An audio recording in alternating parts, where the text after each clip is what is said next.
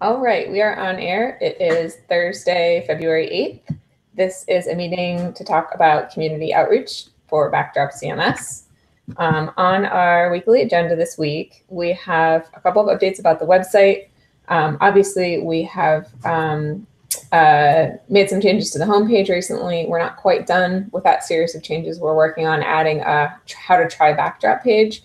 Right now, our call to action is to spin up a site on Pantheon, which is great, but we have a bunch of other good tools we want to encourage people to use, like Lando and DDev also just merged support for Backdrop last week. So I'd love to get all of the tools that support Backdrop listed on that page rather than driving everyone directly to Pantheon.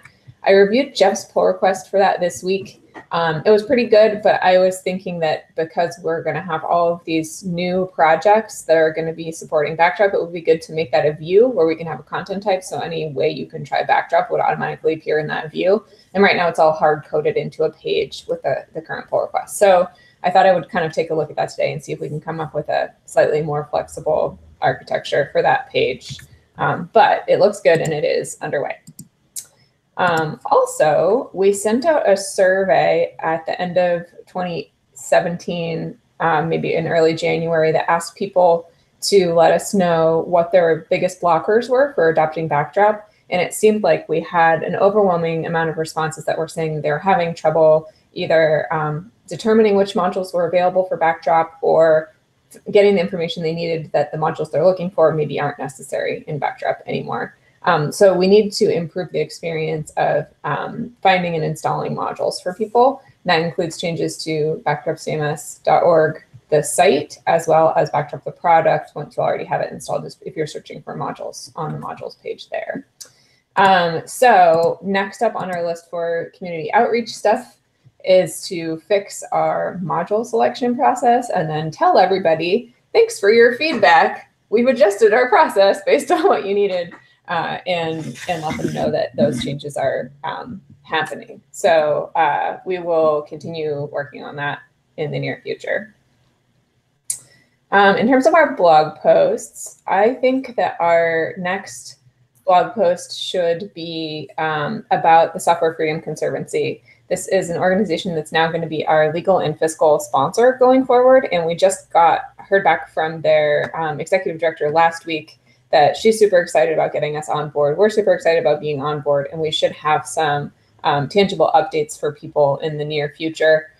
Nate, I know you were going to write a blog post about stepping down from the PMC. Part of that is to meet their requirements for being our fiscal and legal sponsor. So I think it would be good for us to get that blog post done first, and then we can have a second one that will talk about them coming on as the sponsor, hopefully with information about how to make a tax-deductible donation, which isn't something we've had people been able to do before. So having that be like kind of at least a two-part series, if not maybe more. I don't know what else we're going to get into with them being our fiscal and legal sponsor, but there might be other information we want to disseminate to people, maybe not all in one blog post. So we'll see how that goes.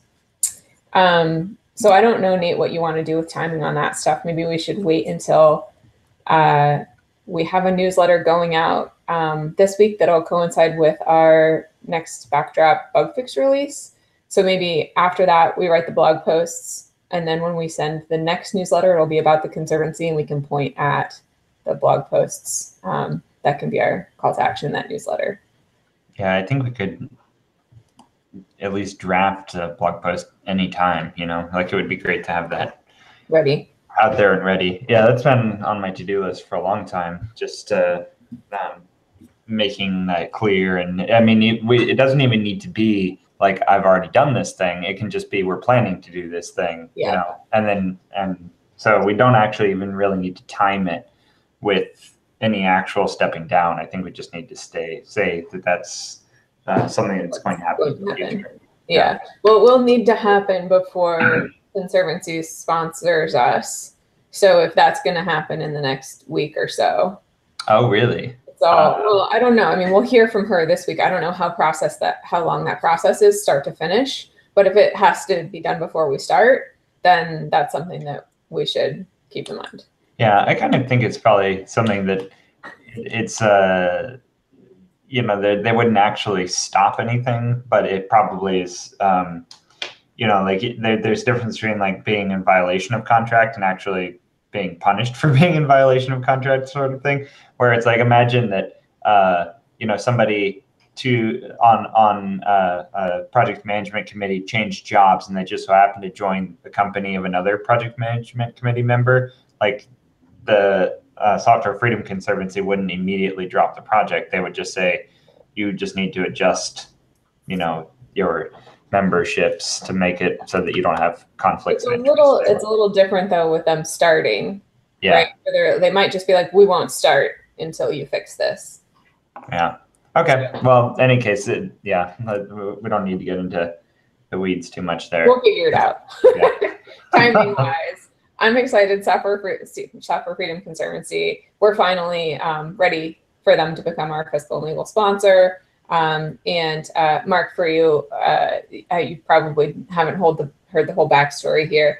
They have some pretty clear guidelines about how open source projects that they govern should be managed. And we just need to make sure that we're meeting those guidelines. And the big thing that we're running up against right now is that one of their rules says that on a project management committee, no two members can work for the same organization. And so right now we have both Wes and Nate who are employees of Lullabot. And so Nate and I have also felt a little bit of a conflict of interest with the two of us being married and being on the PMC. So it seemed like we could solve both of those problems with Nate stepping off the PMC, remaining on as a core committer.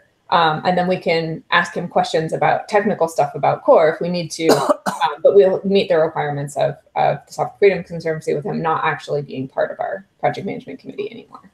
So we kind of will be better for everyone once we do that, but we have to actually do it, which requires letting everybody know we're going to do it and then doing it. So that's where we're at. Okay, so blog posts, I think a couple relating to Conservancy. I also know I'm working on a ton of backdrop sites right now. My list of work for February is 1, 2, 3, 4, 5, 6, 7 sites and getting moved into backdrop. 2 of them should wrap up this month, and I'm hoping to put them into the showcase because they look really pretty. And with those 2, I was hoping to do a sort of a showcase blog post that was like why we chose backdrop, the things that are a little bit more complicated than an average site, and kind of a deep dive into like the modules we used and all of that stuff. So I'm hoping to have some good content here in the next few weeks, which will be great for the blog on backdropcms.org. So I also know we have a community spotlight series where Tom has been interviewing members of the backdrop community to kind of highlight them and their involvement. I think he's working on another one of those. And we are welcome to or open to other ideas from anyone in the community who wants to write a blog post. The ability to submit one is already publicly available. So if anyone has anything they want to write, they can write. And if as soon as they save that, it'll show up for us in the queue of like unpublished content for review and approval, which we check at least once a week. I would encourage anyone who wants to share anything with the backdrop community to use that tool. Or if you don't want to write the post yourself, but there's something you really want to learn about, letting us know like what information would be useful to you, and we can probably find someone in the community who can write that too. So I don't know, Mark, if you have any thoughts about like what you would love to see more of. What we heard from our survey was more case studies, kind of deeper stuff. So I'm hoping to come up with some of that content to meet that need. But I would encourage anyone else to do the same. Newsletter. So we talked a little bit about how our next one will be related to the release of Backdrop 191, followed hopefully by one about Conservancy. After that, we have a little bit of a gap, like we don't have anything lined up, but there are a bunch. We are at the beginning of Drupal Camp season, so it could be fun to do a Drupal Camp recap.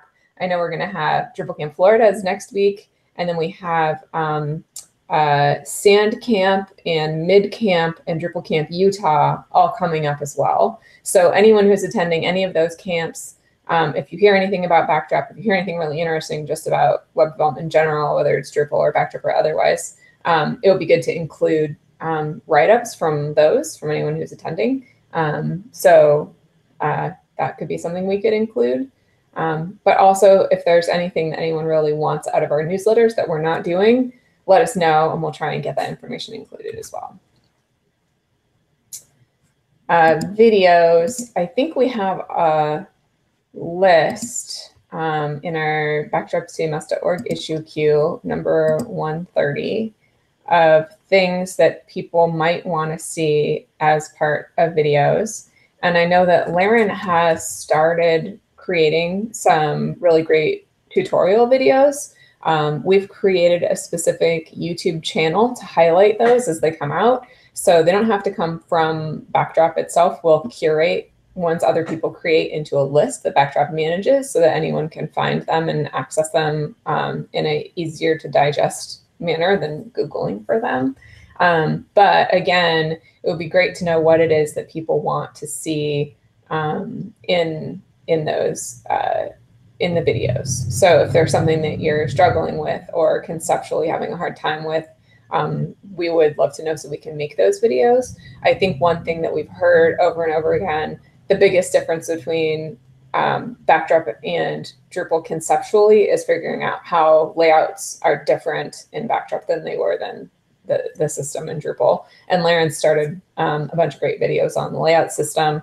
But anyone who has any, I think, actual use cases of how they're done would also be really valuable. Just a quick kind of browse through how different sites solve problems with layouts. So that might be some good information to drop into videos as well. Anything else, though, we have an issue in the queue. You can add comments on that issue or edit the issue itself to add information about what you want to see. And we're going to try and work through that list. There's a section on our website called Backdrop Mentions where we try and aggregate articles that people have written about Backdrop. And so I added a section to our outreach agenda to include stuff like that here too, so that if we have places where we want Backdrop to appear, we can do a little bit more outreach ahead of time and say, hey, like, can you write a blog post about this? Or swapping information sharing for different places.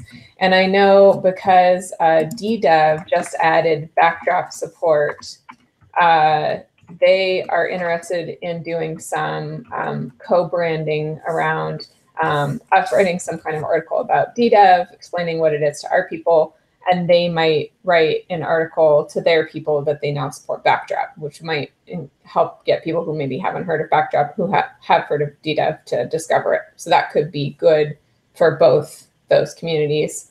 I also recently started talking to the folks at Fastly, which is a content delivery network, about sponsoring Backdrop, and they're completely willing to do that. And part of that sponsorship includes us writing a blog post about Fastly and them writing a blog post about supporting Backdrop, which could also be really good, reaching out to a larger community of people who use CDNs that maybe don't know what Backdrop is. So I think we've got some good opportunities coming up about co-branding on different websites, as well as generating content for our own blog about how Backdrop is integrating with these other products. Because Backdrop 1.9 is coming out next week, there's also, or 1.9.1, we'll also be pushing the new version of Backdrop to Pantheon. I think there's some opportunities there for a little bit more noise around getting people to adopt the latest version. So if anyone has any ideas about how we can promote that a little better, I'm open to hearing about that as well. Anyone we should contact or anything, let us know. And then events, obviously we share news about Backdrop to Drupal people at Drupal events, to general web developers at general web developer events. Upcoming, we have Drupal Camp Florida next week, followed by, as mentioned before, Mid Camp, Sand Camp, and Drupal Camp Utah, all in the next 2 months. Let's see. Is there anything I haven't talked about that we should talk about? Or are there any questions or comments in general about how we can do a better job at reaching our community and outside our community?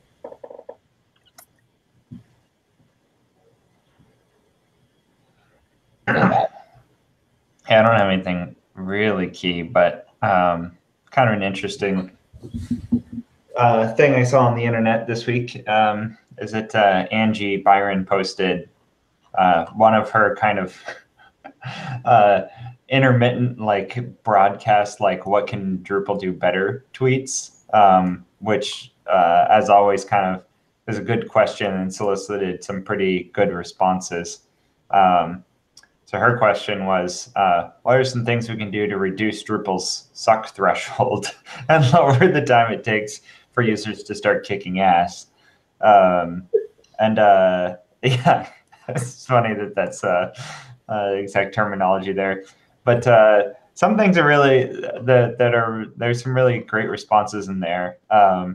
Some of which I completely agree with. Some of them are saying like things that Drupal, a little patting on their own back there of things like, the out of box initiative helping things quite a bit. Backdrop has done a lot of similar work, but taking a different tack there. Let's see. Some people said that the installation is one of the most difficult problems. And I think Drupal's in a worse position than we are there. But because of the Symfony versus not Symfony versus partial Symfony versus completely Symfony situation. Something I've been seeing to back that up as well is that just like setting up a lamp stack or MAMP stack or WAMP stack or whatever it is comparatively rather difficult to other systems these days, it seems like. And so I guess, we're doing lots of things to attempt to still solve that problem too. DDEV and Lando, for example, like those are solutions trying to solve this problem of it's hard to set up a LAMP stack. So anyway, I think I'd just point out that there's some fun responses in there, that it's a good thread, and that we can take those lessons and responses for Drupal and apply them to Backdrop as well. Although I think that we've probably talked about every single one of these items at some point or another. We can ask, like, what have we done and what can we do better? And we could also post a similar tweet to our community too and say, we've made a lot of progress, what can we do better? And see what the biggest pain points are. I think like we heard some things from our survey, but we might hear more just from a kind of free form Twitter thing where it's like, what's your biggest complaint? And hear what people have to say. Mm-hmm. So. Yep. Anyway, yeah, nothing additional there, I don't think. Okay. Well, if there's no further thoughts, we can go ahead and wrap this meeting, and then we will reconvene in about half an hour to talk about active development tasks for Backdrop CMS. And again, if anyone is interested in helping us write any of these blog posts, create any videos, draft any newsletters, or make any updates to our website, we're always looking for volunteers, and you don't necessarily have to have any technical or coding skills to do any of those things. So definitely let us know. You can reach out to us in the Gitter chat channel, via Twitter, via the contact form on the website. However is most useful. GitHub issue queue is a place where we track most things, but is also very developer friendly, not very non-developer friendly. So any of those other options also work. Outreach is definitely something developers are not notoriously good at, so we can use all the help we can get. Ideas are welcome as well as actually helping us get things done. So that's the pitch. Thanks for watching live. Thanks for joining, Mark. It's good to see some fresh faces every now and then. Appreciate you taking the time. And we will reconvene 2 weeks from now to talk more about community outreach. See you later. Thank you. All right, bye.